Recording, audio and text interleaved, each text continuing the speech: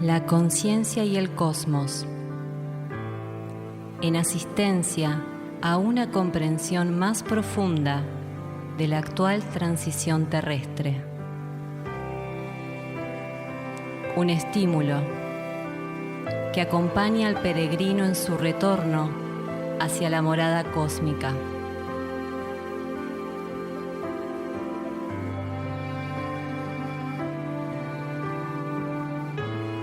La conciencia y el cosmos, una producción de UXIM, Centro de Servicio Planetario.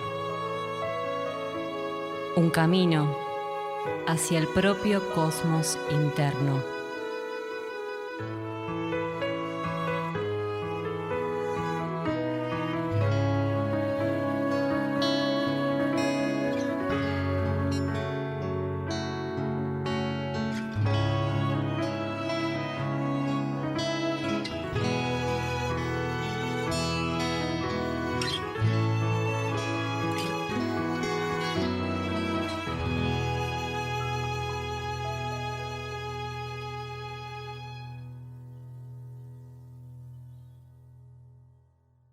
La conciencia y el cosmos, un camino hacia nuestro propio cosmos interno. Una producción de UXIM, Centro de Servicio Planetario. Conducen y operan este programa Huamaitlan y Nakeyurak.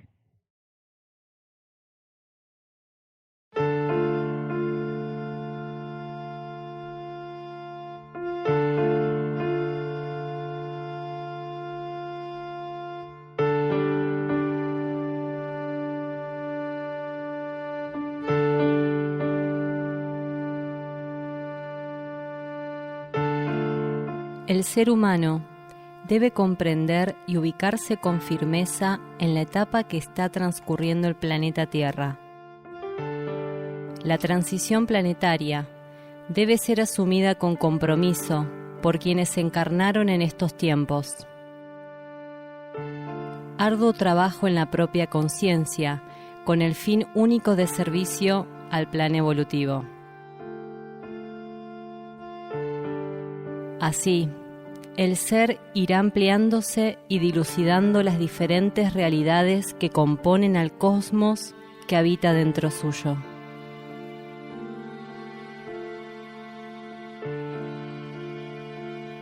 Una cantidad impensable de conciencias de diferentes grados evolutivos coexisten más allá de la materia, resguardando la vida en todas sus formas y asistiéndonos, así como a los diferentes reinos que se expresan en el planeta, para avanzar en el camino de la evolución.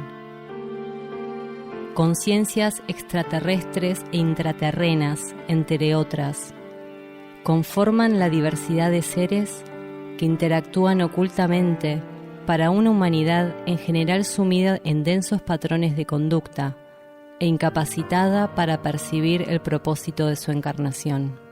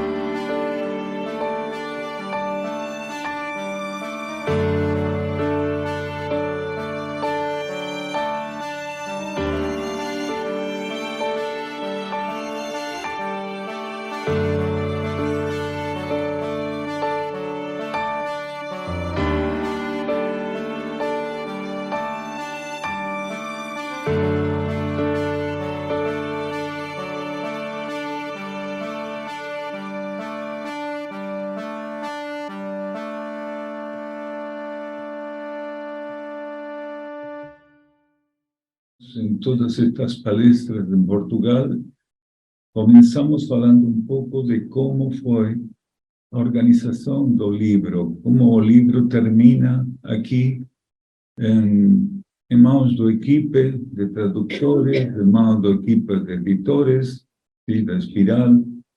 E é muito interessante, falamos sempre nestes dias, nestas palestras, porque aqui tem duas correntes de energia diferentes. Porque o título disto é Apontamentos para o Caminho, mas também Caderno de Notas. Originalmente, lá na Argentina, estas são duas correntes de energia diferentes. Sim? Primeiro surgiram os apontamentos para o caminho, e tempo depois, não muito, mas tempo depois, Caderno de Notas. E assim foi que circulou lá, sim? Como duas correntes bem diferenciadas uma de outra. E nestes tempos, onde a síntese vai se aprofundando, o grupo português percebeu, algumas pessoas do grupo português perceberam a necessidade de colocar estas duas correntes, que são concorrentes e complementares, em um solo livro. E o trabalho que eles concretizaram foi muito bom, porque eles foram guiados internamente para perceber a necessidade. Mas, quando eles perguntaram, mandaram a pergunta, a consulta para lá, desta fusão, desta complementaridade de apontamentos para o caminho e caderno de notas, percebimos imediatamente que eles tinham razão, que realmente não necessitávamos justificativos para colocar em uma síntese, em uma complementação, estas duas correntes. E o resultado é uma potencialização muito, muito interessante. Então, essas são duas correntes de energia com características diferentes, mas sempre são aspectos de instrução, sim? Oferecidos para nossa consciência, ofertados pela via interna, per nossa consciência interna, per nossa vida interna, per nosso ser interno. Então, agora, o trabalho, a síntese que foi feita pelo grupo de Lisboa, mais grupo de Santarém, mais grupo de, não sei, porque tem muitos grupos aqui. Essa síntese fica agora à disposição de vocês. Gratidão.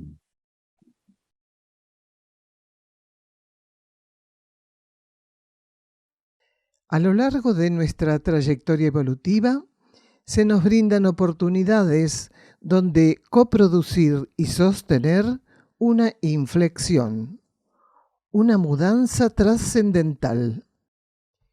Es en esos momentos donde la energía aprovecha para retirar componentes que ya no sirven, siendo que estos procesos no son exclusivos del tránsito de la actual transición planetaria y nos han sido brindados siempre en etapas de específica condición, cíclicamente y en algunas encarnaciones más específicamente, debido a la imperiosidad de retirar un bagaje remanente con el cual no hubiésemos podido seguir nuestro avance.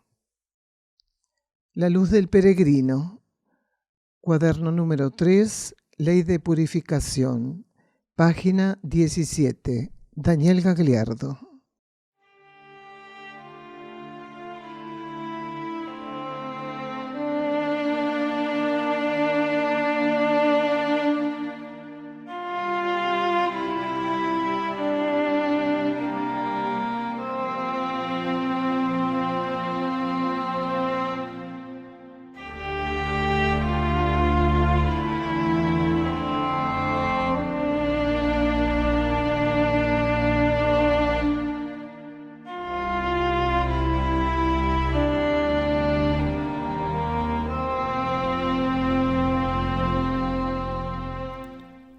Este programa se emite una vez por semana por las plataformas YouTube, Facebook e Instagram. Contacto +549 3548 409936 por WhatsApp y Telegram. Están realizados en base a los estudios de cosmosofía que Daniel Gagliardo ofrece en UXIM, Campo Sierra del Cielo, así como también lecturas y reflexiones sobre el material de UXIM, Centro de Servicio Planetario.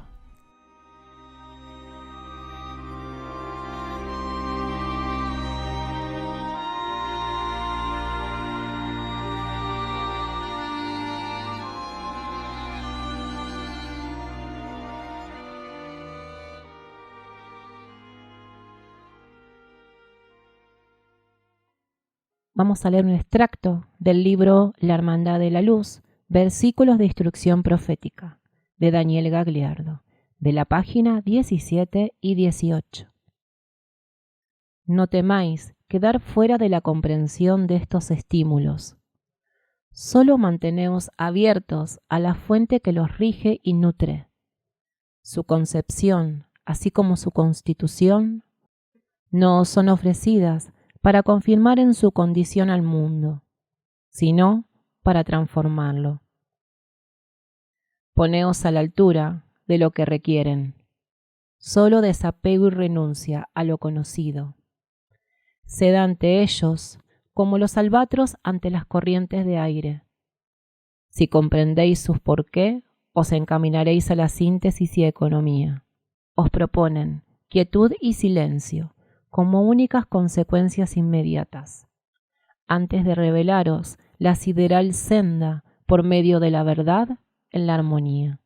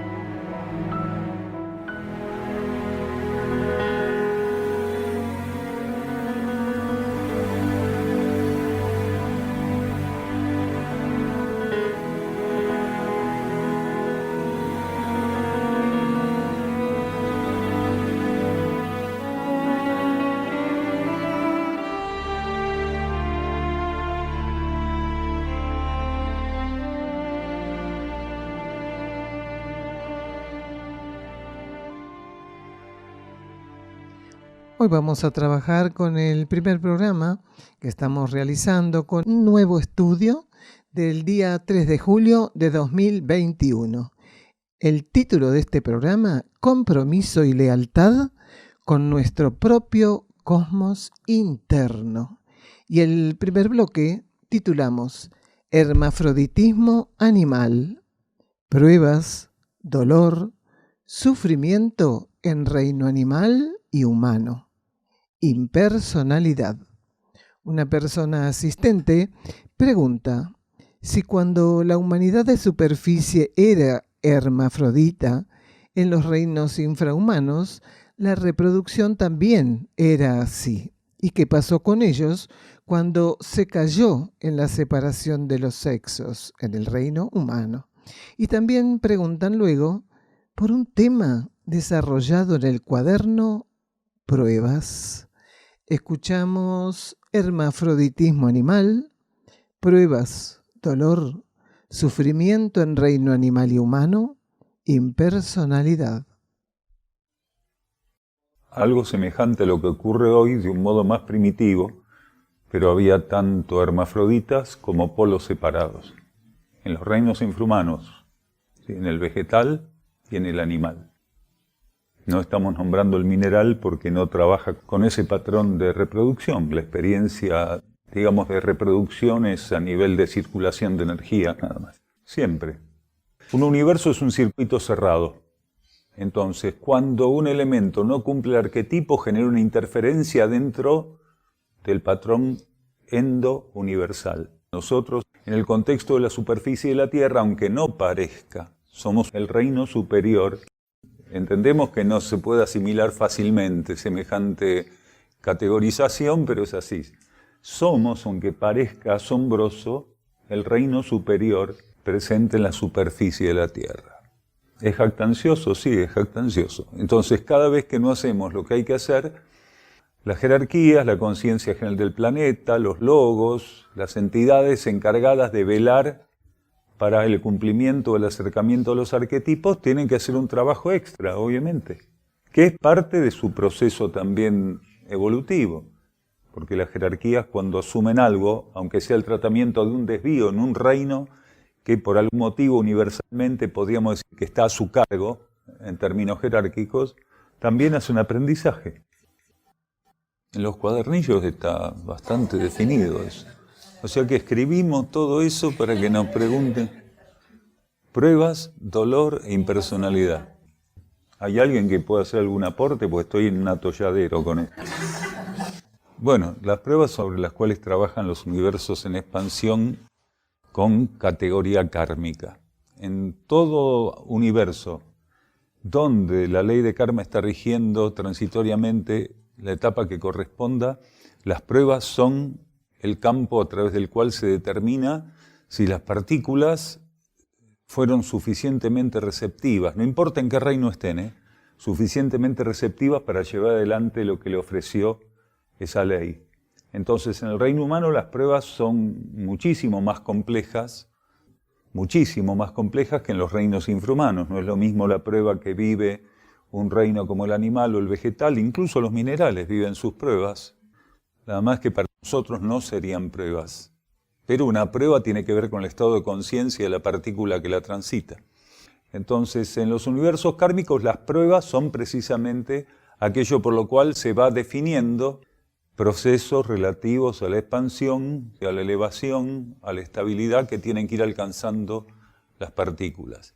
Y el dolor, en el marco de un universo kármico, que como el nuestro, se la pasa de prueba en prueba sin sacarle realmente el provecho, el dolor es el único dador que encontró la ley de karma para ponernos límites. Y los límites para ciertas pruebas los da el dolor. Si no fuera por el dolor, una civilización como la nuestra ya estaría destruida hace muchísimo tiempo. Aunque piensan que es el dolor lo que nos está destruyendo. No, el dolor nos está poniendo límites continuamente. Si no cruzamos ciertos límites, es porque el dolor aflora, aparece, y si no nos alcanza con el dolor, la ley de karma dice, tienen un valor agregado, el sufrimiento, que es una exageración que el cuerpo emocional coloca ante el asomo del dolor. Una persona que está suficientemente equilibrada, que logró una cierta estabilidad emocional, puede vivir el dolor, entender el dolor, servirse el dolor como un maestro, pero rara vez permite que aflore el monstruo del sufrimiento, que es como el monstruo del Dr. Frankenstein. El monstruo del Dr. Frankenstein lo había construido él. Bien, el sufrimiento lo construimos cada uno de nosotros, colocándolo arbitrariamente como una fuerza que circula en sentido contrario al ofrecimiento del dolor, que es algo elevado, que nos pone la vida conociéndonos, para decir, bueno, hasta acá llegó, esto hasta acá, aquello hasta el otro lugar. Entonces, el dolor es un gran maestro. Nosotros todavía no supimos entender al dolor. Lo vemos como un castigo, lo vemos como la culpa del otro, que esto me duele porque el otro me hizo tal cosa. No, te duele porque vos no entendés. El otro es un ejecutor kármico. Si a vos lo que te hizo el otro te duele, es porque la ley de karma encontró en ese ejecutor kármico la herramienta para que vos puedas vivir un aprendizaje. Entonces, el otro no es el responsable del dolor. Sos vos que ante lo que el otro genera, la vida, la energía, la ley, tu propia conciencia interna, no encuentra otro modo de ponerte límites que la vivencia del dolor ante lo que el otro te hizo. Porque si el otro te hace lo que te hace, pero vos tenés un cierto equilibrio, una comprensión, es posible que el dolor no asome, o que asome de un modo muy sutil, como diciendo, acá estoy, que no se te vaya la mano porque salgo. Estoy atrás del telón. Y bueno, el sufrimiento ya dijimos. ¿Y el otro qué era? Y la impersonalidad que tiene el ser de tomar decisiones bajo la influencia de su vida interna. Impersonalidad, lo que está más allá de lo personal. La personalidad tiene un funcionamiento netamente kármico que se ve continuamente influenciado por las fuerzas de la materia, las fuerzas de la tridimensión, los efectos kármicos que se nos ofrecen y lo que nuestra propia conciencia interna nos ofrece en una verdadera complementariedad con la voluntad de la ley de karma. Entonces, ¿cuándo somos impersonales? Cuando lo que estamos haciendo realmente está siendo motivado por la vida interna, está siendo respaldado por la vida interna, entonces la energía que estamos liberando es impersonal, no es de la personalidad. Podría decirse que no es del ego también. porque el ego generalmente se sirve de la personalidad, de hecho es así mientras está encarnado, se sirve para hacer todas las experiencias de aprendizaje que en nombre del alma le corresponde hacer en el contexto de la materia. Pero la impersonalidad es la capacidad del ego y de influenciar a la personalidad por parte del ego, de responder a lo que fuera en sintonía con la voluntad interna. La imparcialidad es lo mismo, porque nosotros acá podemos tomar parte por algo, podemos tomar partido por algo, incluso de un modo positivo, quiere decir con buena voluntad, con buena onda, realmente con toda la mejor intención, pero no es imparcial, sigue siendo parcial. Entonces, tanto la impersonalidad, la imparcialidad y la neutralidad son la influencia y la actividad interna a través de pensamientos, sentimientos y acciones. Toda acción, pensamiento, sentimiento que está siendo alimentado, sostenido y reconocido como válido por la vida interna es neutra como acción. No obedece a un juego polar como obedecen las que surgen de la relación horizontal de la conciencia con la realidad kármica. Entonces la neutralidad es una acción o proviene de acciones, sentimientos o pensamientos que son herramienta de la vida interna. Cuando la vida interna hace que mi mente, mi sustancia mental revista estímulos internos y mis acciones sean en relación a estímulos internos, eso es neutro, no genera karma, porque nada que provenga o ninguna actividad o dinámica que es supramental está bajo ley de karma ni genera karma. Entonces este es el momento de entender que confirmar compulsivamente o rígidamente acciones netamente kármicas depende de la actitud con la cual vivamos. Porque si mi actitud es la búsqueda suficientemente continua, porque la estabilidad absoluta cuando estamos en la materia no existe, suficientemente continua es mi actividad, ¿sí? Mi intención, mi disponibilidad en relación a la vida interna, entonces impersonalidad, neutralidad, van a asomar en la medida que la estabilidad en la relación con mi interno pueda ser sostenida adecuadamente. Nosotros lo llevamos particularmente a un grado muy empático con nuestra propia capacidad de sufrir. Porque los animales, en un contexto más cercano a lo contemporáneo, quiere decir, supongamos, el último 1.000.000 de años para acá, los animales entraron en una pendiente tremenda que no puede ser frenada, como un reflejo gradualmente de nuestras actitudes. Entonces, a través del órgano del instinto, a los animales se los lleva a hacer experiencias de dolor e incluso experiencias de sufrimiento. Pero no podemos pedirle a los animales que tengan conciencia de cuáles son los límites. Entonces, ¿quién se encarga de que experimenten con el sufrimiento, con el dolor, con la incomodidad, con el miedo? Se encarga el alma grupo que gobierna los conjuntos de mónadas, porque los animales, previo al ingreso al reino humano, porque alguna vez esas mónadas van a ingresar al reino humano, tienen que tener un bagaje de experiencias. ¿Para qué? Para que después, supuestamente, cuando llegan al reino humano, ciertas cosas, al tenerlas suficientemente entrenadas, les sea más fácil trascenderlas en su condición humana.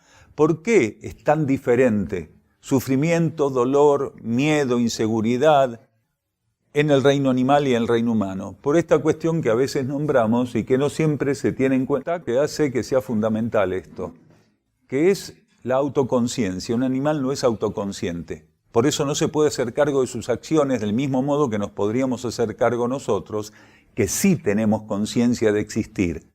Yo puedo decir yo soy, el animal no puede decir yo soy. El animal, ¿de qué da crédito? De que aquel existe, lo está mirando, lo huele, se movió, me asustó, me atrajo. Pero el animal jamás puede pensar en sí mismo porque no tiene autoconciencia. ¿Y de dónde proviene la autoconciencia? Del alma individual. El animal todavía depende de un alma grupo. El alma grupo les permite a las mónadas, en esa primera experiencia de conducción en el reino animal, de tener conciencia a los seres entre sí, pero no de sí mismos.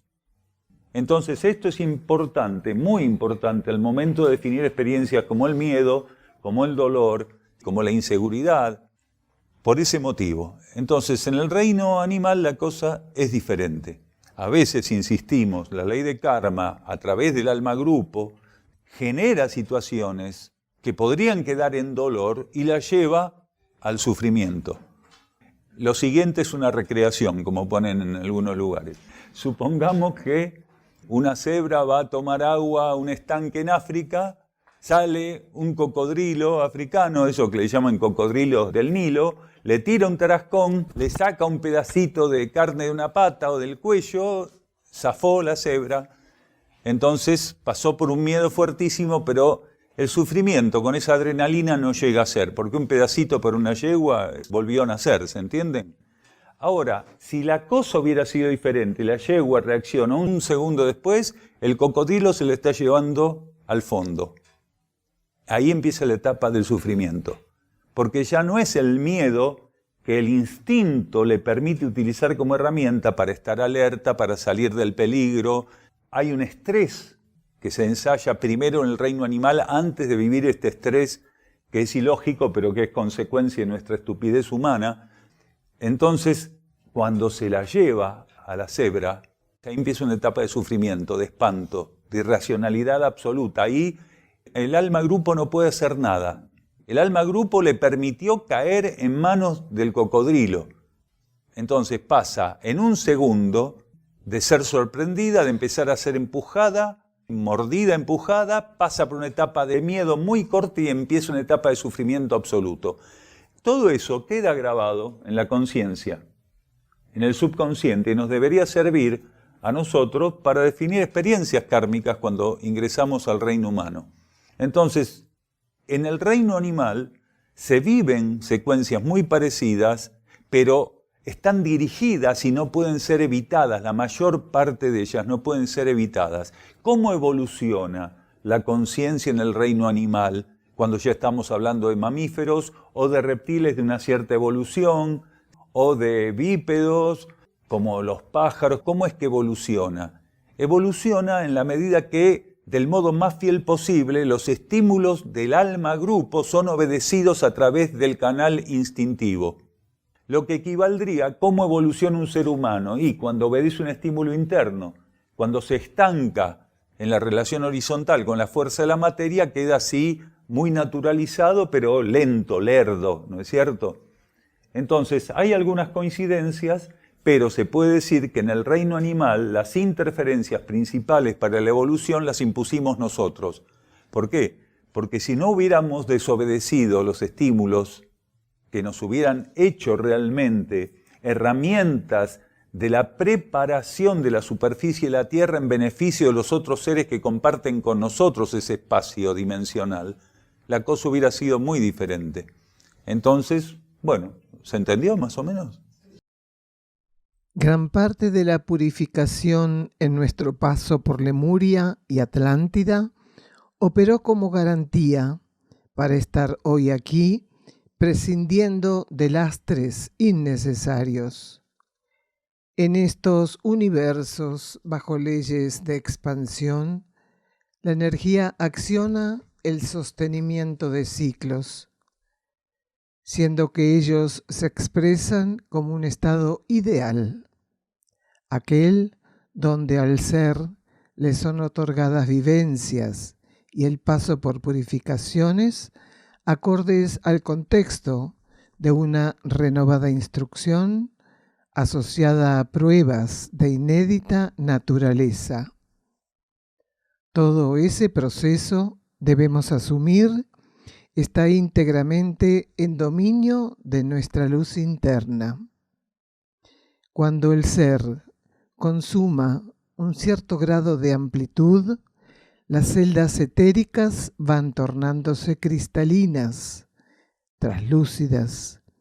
Empieza a experimentar un tenor de flexibilidad y, trascendida suficientemente aquella rigidez, la luz presente en él empieza a superar los limitados y limitantes filtros. La luz del peregrino, cuaderno número 3, Ley de Purificación, páginas 17 y 18. Daniel Gagliardo. Vamos a un silencio bajo formato musical. Escuchamos a Nikashnok interpretando su obra, Androginia.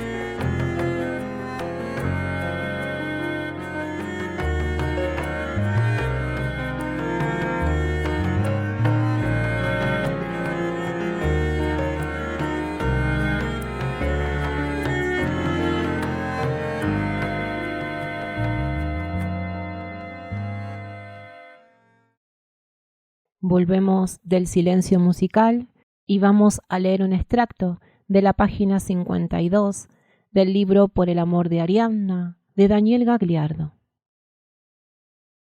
Nuestra capacidad de sostenernos en un nivel de existencia se basa en las experiencias que hubiéramos concretado, más allá de nuestros estancamientos y demoras, como de nuestros más sintéticos pasos.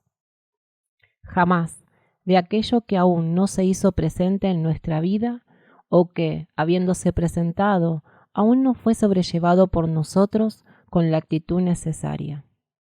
Único modo de trascender una coyuntura de aprendizaje, para luego ser dirigidos hacia lo que nos corresponde, como resultado del agotamiento de un ciclo o algunas de las etapas que lo componen. Aquello que nos es ofrecido para vislumbrar hacia dónde encaminarnos solo puede ser aprovechado si lo acogemos en el marco de la realidad más preciso, con la mayor autoobservación de la que seamos capaces. No se nos pide dar un salto tal que nuestro discernimiento solo pueda estar presente por medio de una inhibida condición. Debemos buscar el acceso a lo trascendente desde lo que somos y utilizarlo para nuestro avance y transformación. Poder concretar esto es ineludible. No hay forma de que permanezcamos indefinidamente en una posición, como tampoco la hay de evitar las etapas de nuestro aprendizaje.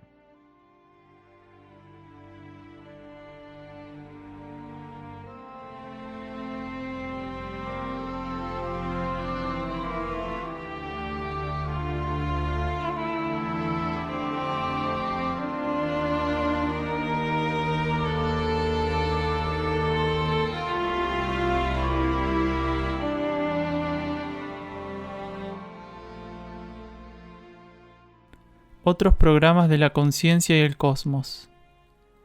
En Buenos Aires, Ciudad Autónoma de Buenos Aires y Los Cardales. En Europa, Portugal y Bulgaria. Grupos de trabajo interno UCSIM en el mundo. Argentina, Uruguay, Portugal, Bulgaria, Chipre, Francia y Alemania. www.ucsim.org.ar. Podés encontrarnos en Facebook como La Conciencia y el Cosmos y también como UCSIM, Centro de Servicio Planetario. En Instagram, @La Conciencia y el Cosmos, @UCSIM Cosmosofía, @Daniel_D_UCSIM. En YouTube, UCSIM Cosmosofía y La Conciencia y el Cosmos. En Twitter, @UCSIM Cosmosofía.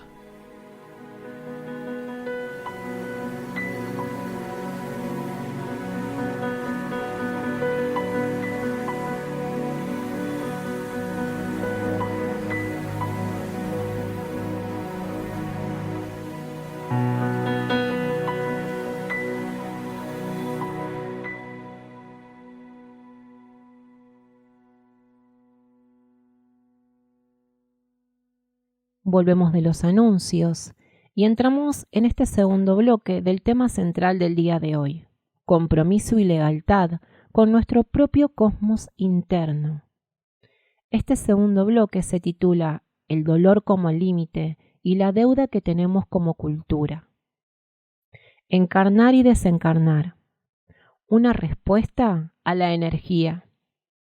Vamos a escuchar entonces el audio de Daniel Gagliardo.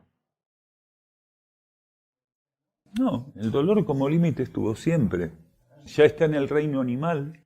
No, está bien. Nosotros entendemos que decir que de entrada no exigía el dolor como límite, no se imponía. No, siempre. Siempre, porque se pasa del reino animal con una experiencia determinada con el dolor como límite. Y sigue esa experiencia en un grado de sublimación cuando se llega al reino humano. Tendríamos que haber superado ciertas cuestiones de obediencia para que la ley de karma no utilizara uno de sus trucos más famosos a nivel cósmico, que es el dolor. Cuanto más dolor experimenta una civilización más desobediente, desequilibrada, materialista, egoísta, claro. Entonces, el dolor es algo con lo cual tenemos que ensayar desde los primordios, en cuanto ingresamos como conciencia al reino humano, pero después la intensidad, la continuidad compulsiva de experiencias dolorosas es responsabilidad nuestra, como individuos y como conjunto. ¿Cómo se conocen los límites? ¿Cómo un ser humano puede determinar su conducta genuinamente en relación a los límites? Entonces, esta cuestión del sufrimiento en la humanidad y en el reino animal es siempre un regulador, pero la inteligencia cósmica, que es absoluta, sabe de qué modo disponer en términos de intensidad, de condición, de carácter, de cualidad, del sufrimiento y del dolor. Porque tampoco nadie va a vivir un sufrimiento que no pueda aguantar, porque si no, no sirve como experiencia. Entonces, la ley de karma dice, bueno, usted no obedece, vamos a colocarle el dolor en una cierta intensidad. Y después, ni siquiera ese dolor con esa cierta intensidad, para muchos, no para todos, pero sí para muchos, tampoco parece servir. Entonces, bueno, en base a su condición, usted va a convocar algo que podría evitar. Y ahí surgen esos volúmenes, esas experiencias tremendas de sufrimiento, de ilógico sufrimiento, porque a veces la gente dice, es ilógico lo que está sufriendo esa persona. Sí, es ilógico. La mayoría de las personas que viven tremendos sufrimientos, tengamos en cuenta, recordemos esto que lo dijimos recién, tiene que ver con su inmadurez y desequilibrio emocional. La ley de karma en ese sentido no desaprovecha nada. Usa del palo lo que tenga. Si el palo tiene una manchita, va a encontrar la forma de sacarla, es el tintorero perfecto. Entonces, la ley de purificación, que es perfecta, porque es una ley precisamente, es una herramienta potente de la ley de karma que sabe qué utilizar para abrir camino a la expresión de la purificación. Había una cantidad de elementos purificatorios o de fundamentos purificatorios que tuvieron que ser patentados para este planeta. ¿Por qué? Porque nosotros patentamos una gran cantidad de desvíos que no eran obligatorios, eran opcionales.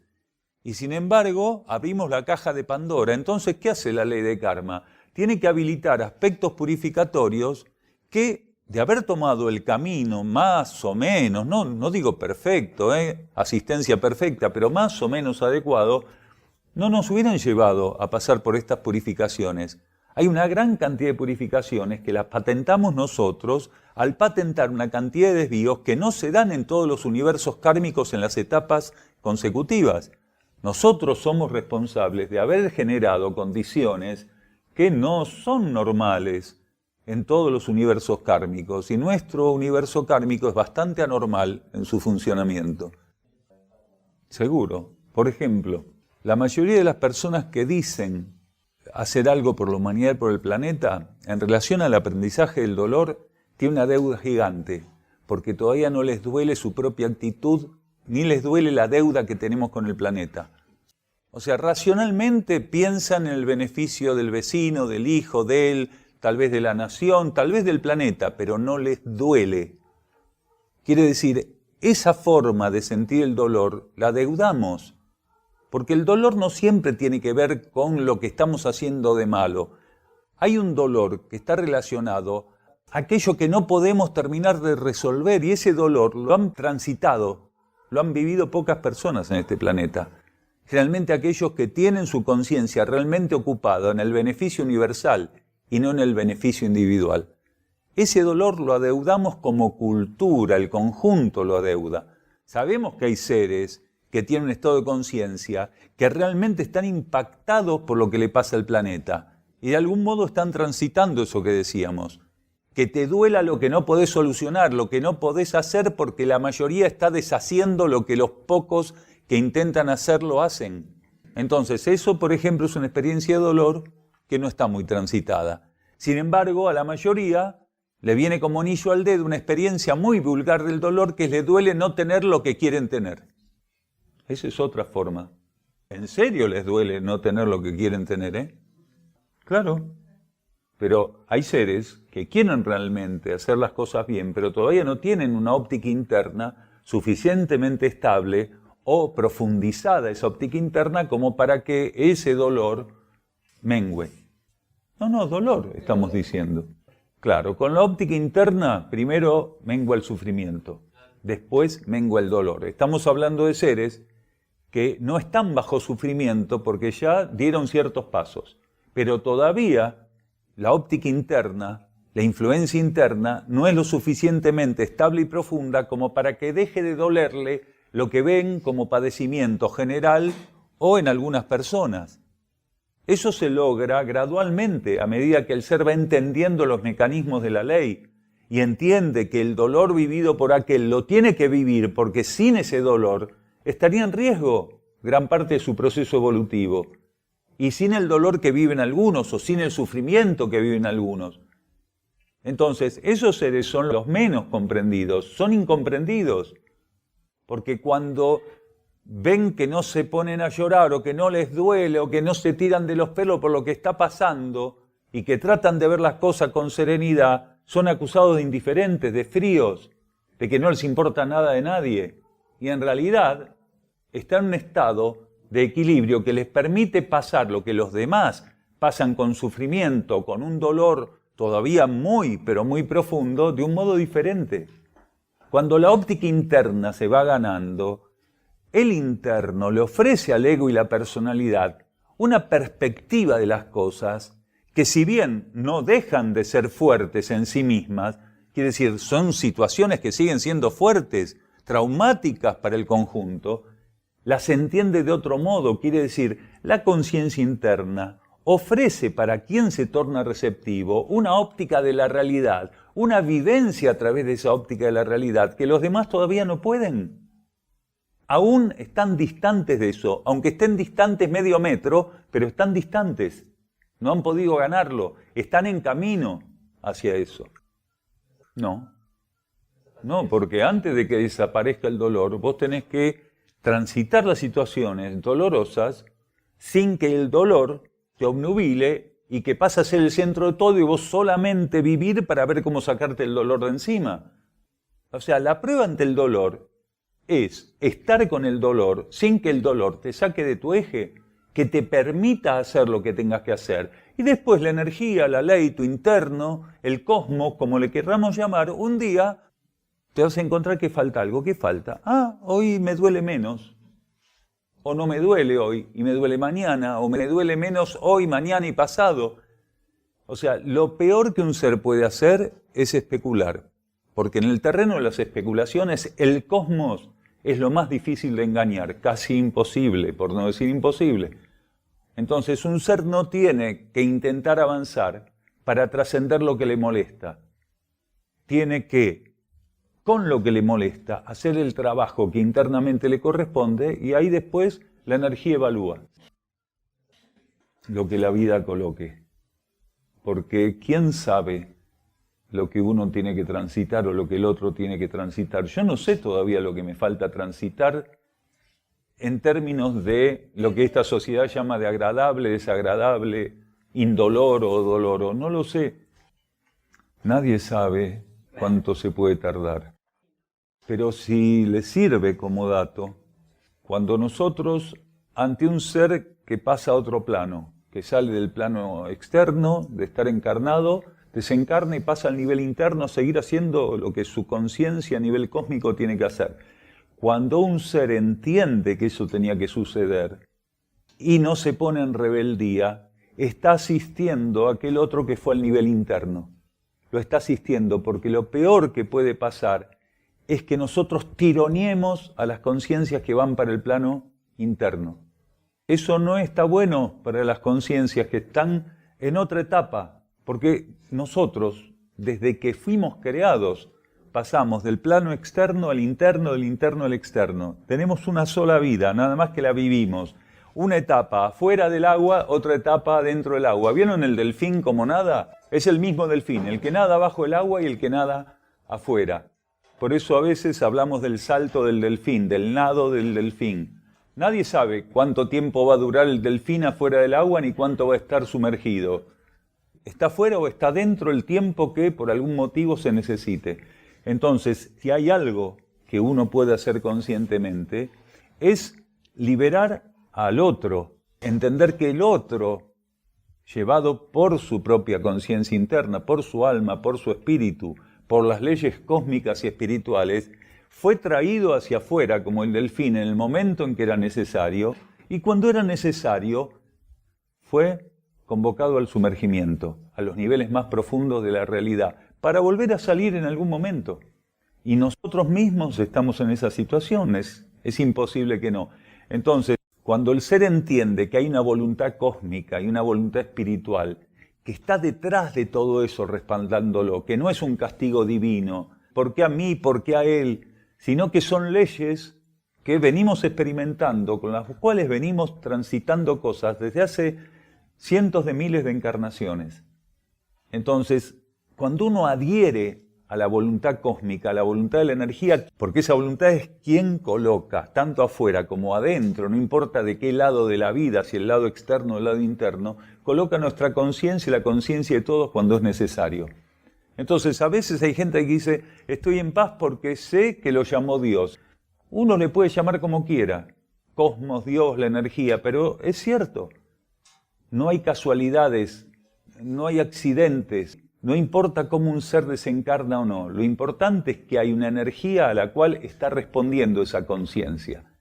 Y respondiendo a esa energía es que desencarna, y respondiendo a las leyes y a la energía es que encarna en algún momento también. Las encarnaciones muy cortas suelen ser utilizadas kármicamente para cerrar ciclos kármicos, porque existen tantas encarnatorias, quiere decir, son una cantidad de encarnaciones, que no hay número fijo para eso, que tienen un hilo conductor en común. Durante todas esas encarnaciones que forman parte de esa tanda, hay algo, hay un matiz, algo en común que durante todas esas encarnaciones se va fortaleciendo como un aprendizaje para ese ser. A veces, para que se cierre una tanda encarnatoria, tiene que haber una encarnación de 1 hora, de 10 minutos, de 5 segundos.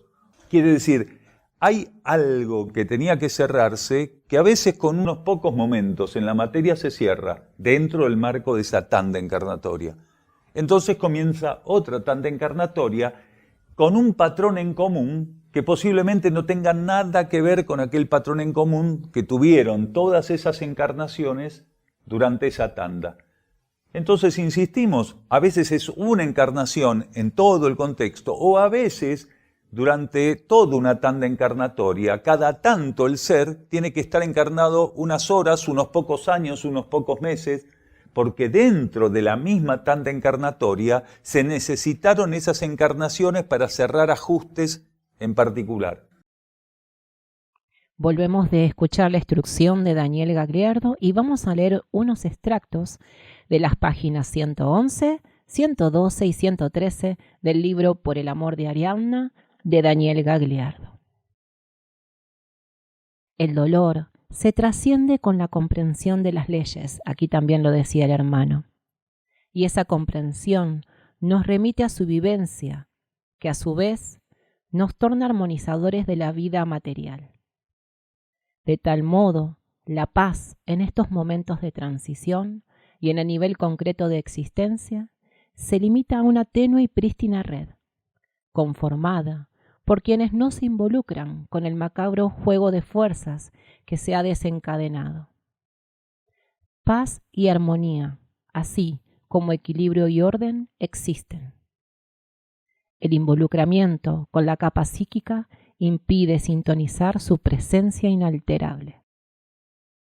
El hombre es el único responsable por haber restado a la vida planetaria y asimismo la posibilidad de que el abandono de los vehículos que le fueron asignados para expresarse en el universo material estuviera en sintonía y en armonía con el ceremonial de la existencia, con la constitución ritual del cosmos. Es desde este punto de vista que no existen diferencias entre aquel que muere temeroso por una dolencia o enfermedad y este otro que, igualmente, experimenta aquello que en un campo de batalla. Si ambos no pueden estar en equilibrio ante esa coyuntura, de igual modo, generan una interferencia ante aquel tránsito inevitable que la esencia emprenderá.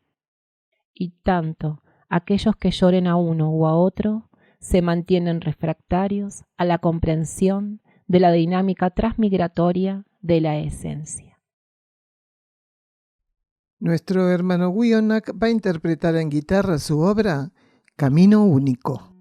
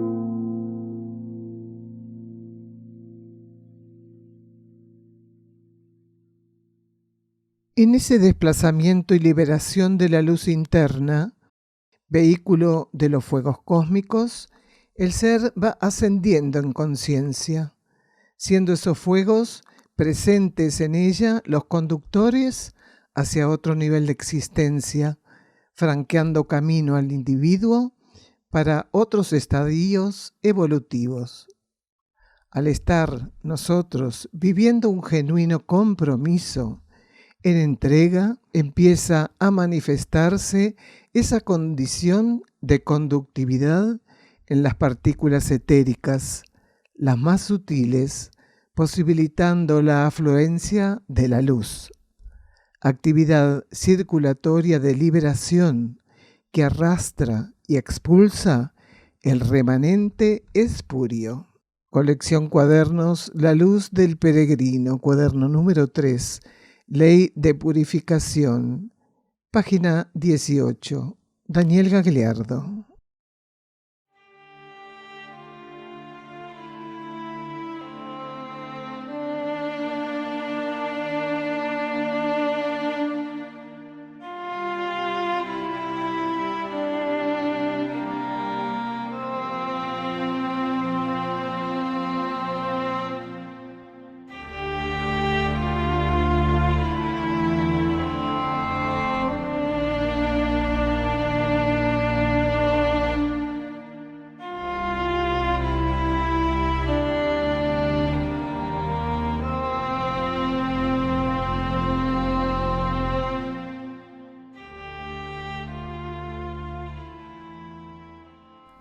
Se encuentra a disposición de los lectores un extenso trabajo de libros y cuadernos escritos por Daniel Gagliardo en castellano, traducidos al búlgaro, inglés y portugués.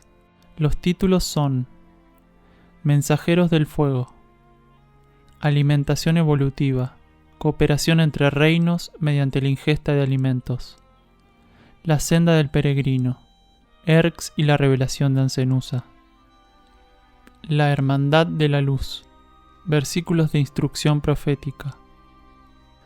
Colección Cuadernos La Luz del Peregrino.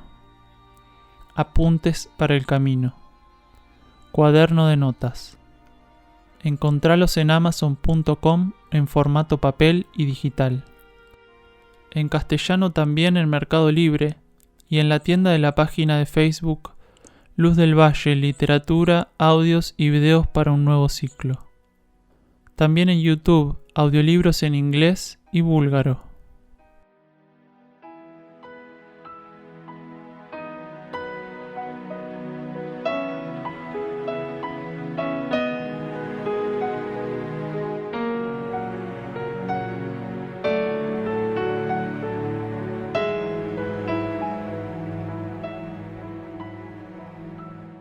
Último de los bloques de este tema central que habíamos titulado Compromiso y Lealtad con nuestro propio cosmos interno. Y este tercer bloque titulamos Bajo ley de karma, las consecuencias nos tocan a todos. Escuchamos a Gagliardo. Precisamente. Eso es perfecto lo que decís, porque existe un espiral kármico para una civilización cuyo centro empieza en el karma individual, inmediatamente en el espiral es el karma familiar, el territorial, el nacional, el subcontinental, el continental y el universal. Entonces, la ley de karma tiene en cuenta toda la trayectoria espiralada del marco kármico donde el ser está viviendo, de ese universo kármico. Entonces, por más que se esté moviendo en apariencia en el karma individual ese proceso, con una afectación o impacto directo en el karma familiar y más indirecto aparentemente en el territorial, en el nacional, en realidad es un mecanismo perfecto. Es un gran estanque con ese famoso ejemplo de la piedrita en el centro del estanque que gradualmente llega hasta la playa. Bien, acá es igual. Parece que el golpe principal de la piedra es en el centro del estanque, pero por algún motivo la onda llega hasta la playa. Y esto es lo mismo. Quiere decir, en un universo, que es un circuito cerrado, un universo, las consecuencias tocan a todos y cada una de las partículas. No importa si del reino mineral o del reino humano. Todas las partículas tienen algo que ver. Existe un aspecto de la ley de karma a nivel cósmico universal, que es que en los universos kármicos todas las partículas comparten en alguna medida el karma de las otras. Entonces eso asegura que en un universo kármico se encuentren las respuestas evolutivas, porque si las partículas no pudiesen compartir kármicamente en alguna medida lo que van transitando, no podrían conformar un marco universal donde ensaye cada una de ellas dar con las respuestas evolutivas que les corresponde. Estarían como encapsuladas en celdas aisladas. Esto garantiza experiencias móviles. Es el alcance que tiene tu conciencia, la cobertura de tu conciencia. ¿Vieron que se nombra mucho la cobertura? ¿Hasta dónde tenés cobertura? ¿Hasta tal lado? Todas esas experiencias están dentro del rango de la cobertura de tu conciencia. Cuando sos muy egoísta, la ley de karma puede hacer poco para compartir y que sea para el bien común aprendizaje que por egoísmo uno hace muy centrado en sí mismo. Pero en la medida que el ser se va abriendo, se va olvidando de sí mismo, transita genuinamente ese ejercicio de elevación que se llama el olvido de sí, aunque el dolor lo esté percibiendo en su cuerpo, en su conciencia, es una experiencia universal, porque cuando el ser está ampliado, las experiencias que vive le da un tratamiento superior. Cuanto más egoísta sos, el dolor es algo que te molesta y que el mundo se caiga. Yo quiero sacarme este dolor. A mí qué me importa si vuela el planeta por el aire. Si vos me decís que hay un botón que va a volar el planeta por el aire, pero a mí se me va el dolor, aprieto el botón, después me quedaré solo en el planeta. Hay mucha gente que piensa así. Entonces, cuando nosotros transitamos el dolor de un modo diferente, entonces, aunque en apariencias, porque solo es apariencia, por algo que muchas veces dijimos, aunque en apariencias esto me esté pasando a mí, esto que muchas veces dijimos es, hay que romper la ilusión de creer que las situaciones individuales son individuales. En realidad, la ley de karma revela en estados más avanzados que toda situación individual en realidad es una situación universal. Aunque un individuo, por una cuestión de sensibilidad específica, crea que eso le pasa a él, cuando se expande en conciencia sabe que eso le está pasando a ese universo. Entonces le da un tratamiento universal, ya no le da un tratamiento egoísta. Sí, claro que sí. Todo lo que un ser resuelve kármicamente de modo adecuado o elevado, lo irradia para que esté al alcance de otro, que lo influencie. Ahora, el tema es que un ser no tiene que hacer las cosas pensando de qué manera va a impactar al otro. Porque si no existe una manipulación de energías. Tengo que hacer lo correcto y lo necesario porque ese es mi compromiso íntimo con la vida cósmica. Yo tengo que asistir las necesidades de modo correcto porque es lo único que tengo para hacer, no para especular de qué manera va a impactar o influenciar al otro, porque entonces empiezo a hacer magia y mis acciones pasan a ser tendenciosas aunque fueran positivas. Entonces hay una etapa donde el ser no puede evitar trabajar para que sus acciones sean positivas, pero en ese contexto la especulación no deja de estar presente, aunque su intención sea positiva. Hay un grado de especulación positiva. Entonces el ser tiene que comprometerse con asistir las necesidades de modo correcto, porque ese es su compromiso íntimo con la vida. A partir de ahí, lo que él generó como pensamiento, sentimiento y acción, la vida lo administra en función de los demás, del todo. Pero la vida lo administra. El ser tiene que olvidarse de él. No puede estar pensando, yo voy a hacer estas acciones para que allá atrás, aquella hermana, reciba un beneficio. No, porque la vida, el cosmos me pone algo. El resultado es del cosmos. El cosmos lo puede usar acá y lo puede usar en otro lado. Ahora, si yo limito el área de cobertura de mis acciones, porque mi psiquis está encapsulando lo que va a irradiar eso, entonces la cosa cambia. Uno tiene que olvidarse de sí mismo. El compromiso es con el cosmos. Y el cosmos está en tu interior. El cosmos está en mi interior y está en el interior de todos nosotros. Todos nosotros tenemos un cosmos interno, que es el verdadero cosmos, porque ese no tiene ningún tipo de límite. Mientras que el cosmos externo, el formato sideral, es material. Solamente podemos ver fuera de nosotros lo que es material, concreto, tridimensional. Pero el cosmos que está dentro nuestro es absoluto, total. No es tan limitado como el que está afuera. Entonces, uno tiene que hacer lo que tiene que hacer en compromiso, en lealtad con su propio cosmos interno, y él se encarga de distribuir los resultados. El Bhagavad Gita, hace miles de años, 3000 años atrás, decía que el ser tiene que estar desapegado del resultado de sus acciones superiores. Esa es la clave. El ser tiene que ser desapegado del resultado de sus acciones superiores. Si la cualidad de nuestra búsqueda nos torna aptos para llevarnos a emprender un proceso purificatorio, el tránsito del mismo nos guiará para seguir avanzando en la profundización de nuestro rumbo interno.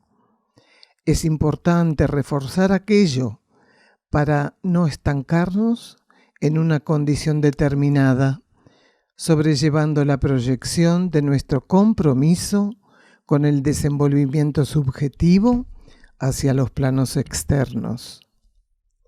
Desde el momento que un ser, por apertura interna, pasa por ciertas pruebas, de forma inmediata debe persistir en la profundización, la interiorización, en sostenerse en esa actitud e ir hacia el propio centro de conciencia, abriendo la posibilidad de acompañar de un modo lúcido aquella energía que está operando como purificación. Colección Cuadernos, La Luz del Peregrino, cuaderno número 3, Ley de Purificación, página 21, Daniel Gagliardo.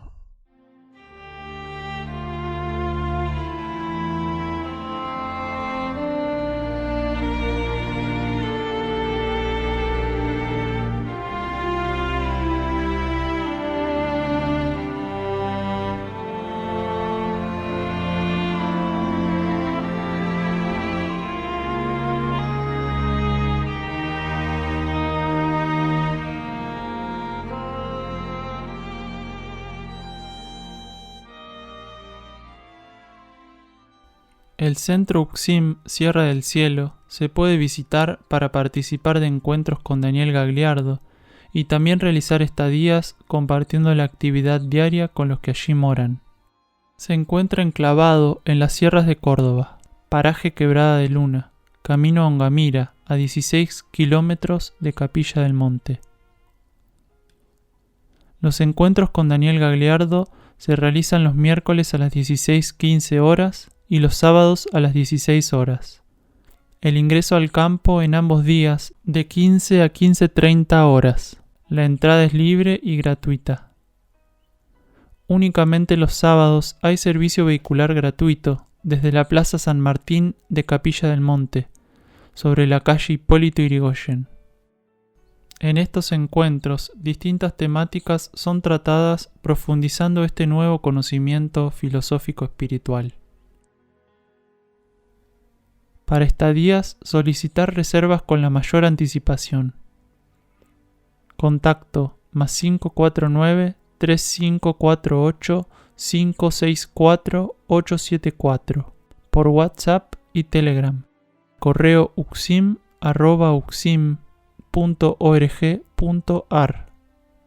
Las estadías, como todas las actividades que ofrece Uxim, son libres y sin cobro de aranceles, incluyendo alimentos y hospedaje.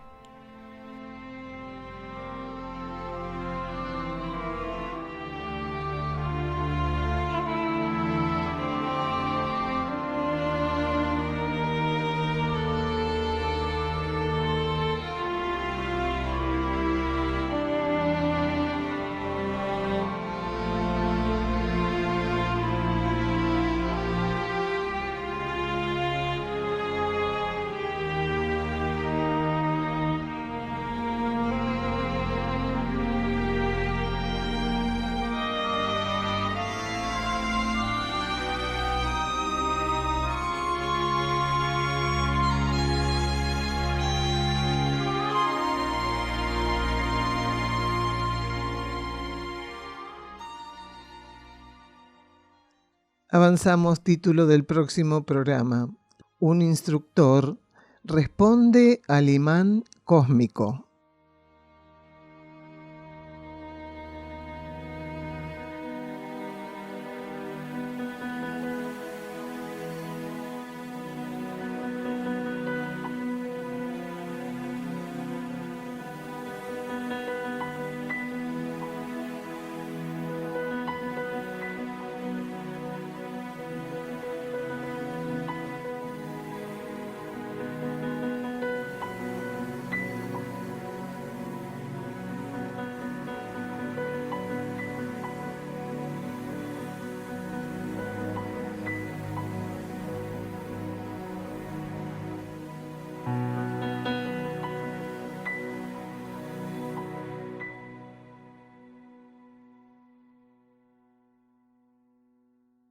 Vamos a la reflexión del día de hoy. Quien va en búsqueda de su transformación no sobrelleva ninguna otra cosa que la respuesta adecuada. Seguir con las directrices ofrecidas por la energía más representativa de aquello que él podría llamar simplicidad: la intuición.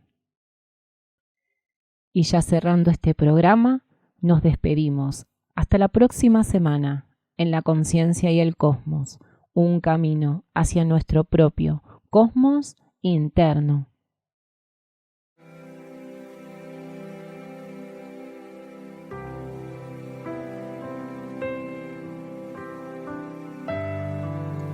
La Conciencia y el Cosmos, en asistencia a una comprensión más profunda de la actual transición terrestre. Un estímulo que acompaña al peregrino en su retorno hacia la morada cósmica.